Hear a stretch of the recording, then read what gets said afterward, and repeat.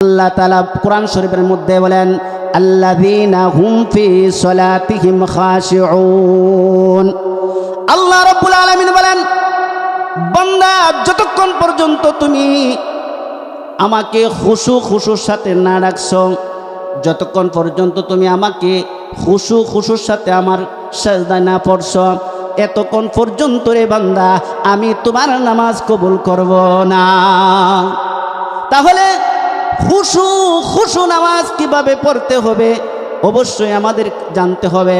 আর ডুসু নামাজ হলো, আমরা এখন নামাজের সময় হয়েছে, দাড়িটা মাশাআল্লাহ পেকে গেছে, ছেলেও বিয়ে করেছি, মেয়েও বিয়ে দিয়েছি, সমাজে লোকজন খারাপ বলবে, এই জন্যই আমি মসজিদে যাই, কিন্তু আমি নামাজটা খুশুর সাথে পড়ি না, লোক দেখানো নামাজ পড়ি, এটা হইল ডুসু নামাজ।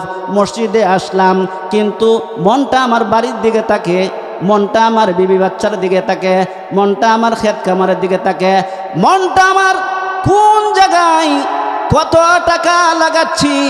এইখানে মাশাআল্লাহ মনে হয় আপনাদের এলাকায় সুদখোর নাই, ঘুষখোর নাই, আমাদের এলাকায় বহুত আছে, আপনাদের এলাকা ভালো, কিন্তু নামাজটা থাকে কোন লোকের কাছে কত টাকা লাগাচ্ছি, কোন লোকের কাছে আমি কত টাকা দিয়েছি, এক বছর পর কত টাকা লাভ হবে আমার চিন্তা থাকে এখানে, এক মাস পরে কত টাকা পাওয়া যাবে মনটা থাকে কিন্তু আমার এখানে, নামাজে দেই কিন্তু মনটা আমার এখানে, নামাজের সেজদা দেই মনটা আমার বাবা বাড়ির দিকে, নামাজের সেজদা দেই মনটা আমার ক্ষেতের দিকে।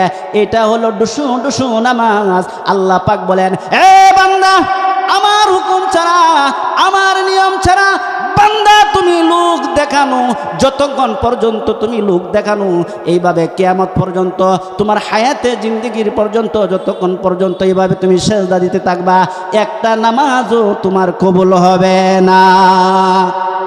এটা হইল কি? ডুসু নামাজ। এই জন্যই আল্লাহ তাআলা আপনার নামাজ কবুল করবে না। এবং খুশু নামাজ কিভাবে পড়তে হবে আমরা সাবধান। লোক দেখানো কখনো নামাজ পড়বো না, সাবধান কখনো লোক দেখাই আমরা সেজদা দিব না, সাবধান কখনো আমরা লোক দেখানো আমরা ইবাদত করব না। এখন থেকে তওবা করেন, ইনশাআল্লাহ আল্লাহ তওবা আপনাদের কবুল করবে। সারা জীবন অন্যায় করেছেন, অপরাধ করেছেন, ভুল করেছেন, কিন্তু এখন থেকে এই আজকের মাহফিল থেকে যদি আপনি আল্লাহর কাছে বলেন, আল্লাহ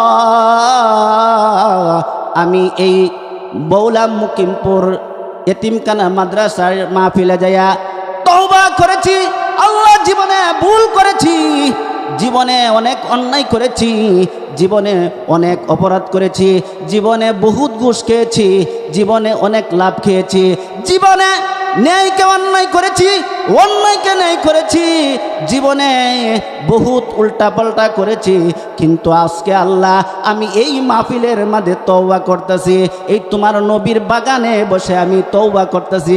আল্লাহ জীবনে আমি অপরাধ করেছি, ভুল করেছি, জীবনে ভুল করেছি, আর জীবনে ভুল করব না। আল্লাহ তুমি আমার জীবনের গুনাহ তুমি মাফ করে দাও, আল্লাহ জীবনের গুনাহ মাফ করে আল্লাহ তুমি আমাকে সঠিক পথে চলার তৌফিক দাও। আল্লাহ পাক এই মাহফিলের উসিলায়, আল্লাহ পাক আপনার তওবার উসিলায় আপনার জীবনের সমস্ত গুনাহ মাফ করে আল্লাহ পাক আপনাকে জান্নাত দিতে পারে।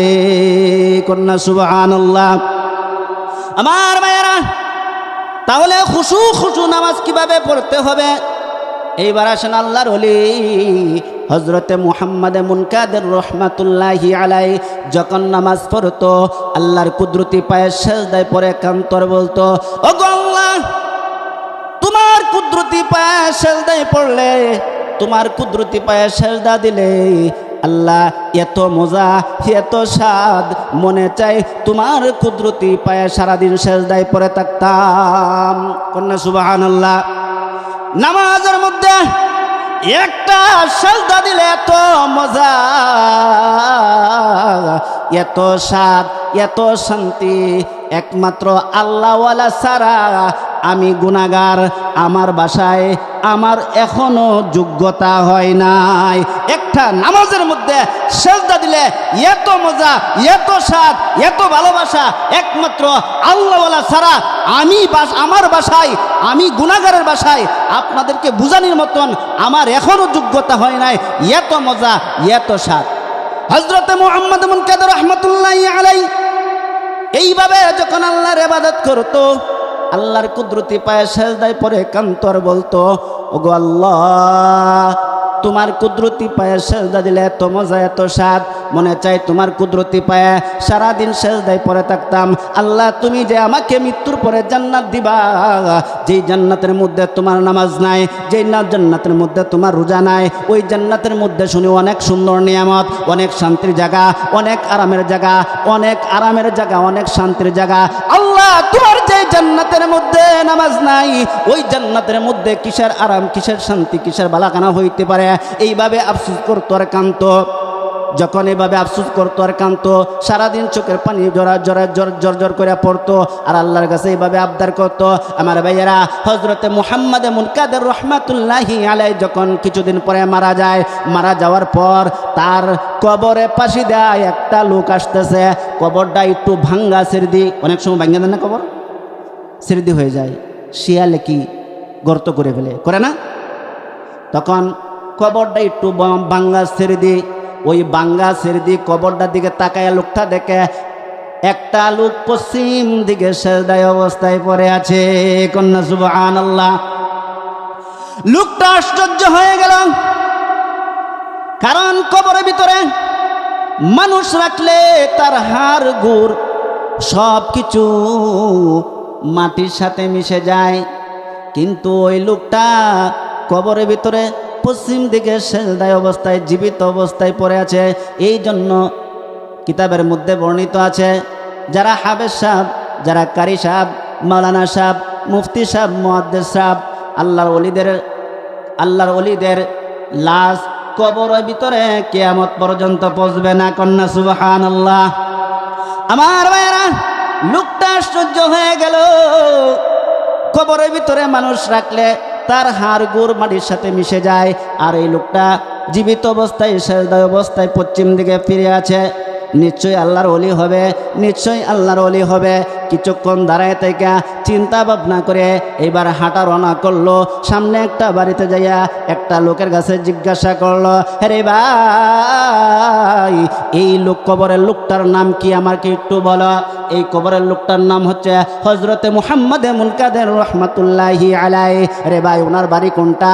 ওই যে সামনে বাড়িটায় ওনার বাড়ি।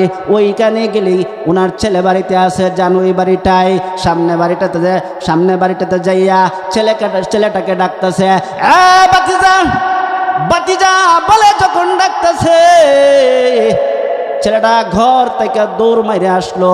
আসসালামু আলাইকুম। কি চাচা, কি আসয় বিষয়? আপনাকে তো চিনতে পারলাম না, আপনি কোথায় থেকে আসছেন, আপনি কিসের জন্য আসছেন? চাচা আসেন, বসেন। না রে বাবা, আমি বসার জন্য আসি নাই, না রে বাবা, আমি কোনো কিছু নেবার জন্য আসি নাই, তবে একটা কথা জানবার জন্য এসেছি।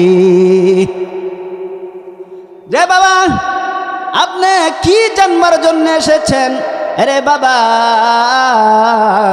তোমার আব্বা দুনিয়া থাকতে কি কাজ করতো আমাকে বলো।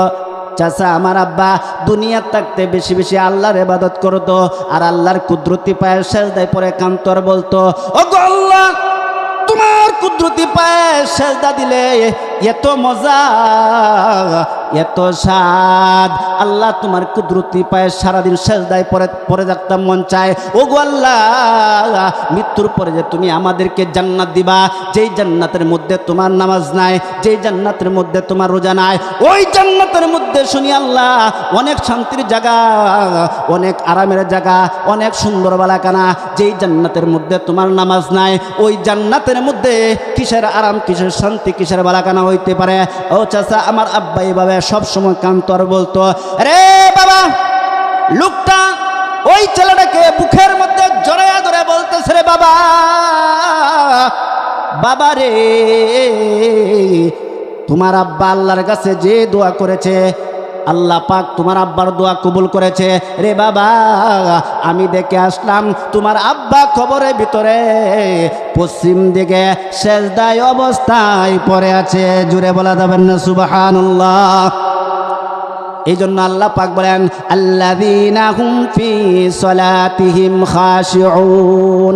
বান্দা তুমি খুশুর সাথে নামাজ পড়ো, বান্দা তুমি আমাকে খুশুর সাথে ডাকো, বান্দা তুমি যদি আমাকে খুশুর সাথে ডাকতে পারো, আমাকে যদি তুমি খুশি করতে পারো, এ বান্দা জীবনে অনেক অন্যায় করেছো, জীবনে অনেক ভুল করেছো, জীবনে অনেক অপরাধ করেছো, বান্দা তুমি যদি আমাকে একবার আমাকে ডেকে আমাকে খুশি করতে পারো, বান্দা তোমার জীবনের গুনাহ মাফ করে আমি তোমাকে জান্নাতে দিয়া দিব।